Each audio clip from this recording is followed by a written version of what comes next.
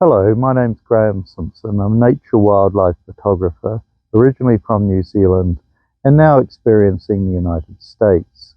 As before on YouTube and other social media, I've wanted to explore the idea to engage other photographers in their ideals and what they see the future is with nature conservation and parks in urban, state and national parks, especially refuges where we have so many volunteers. And this website, in fact, will be something to support those organisations and to have great discussions about what the future lies for our parks. And in that site. Today I'm at an urban park. This is Wild Lake in Columbia, Maryland.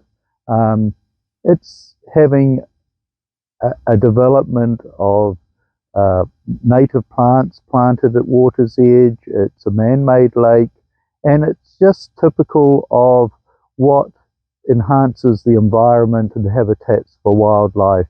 And thank you for listening to me today.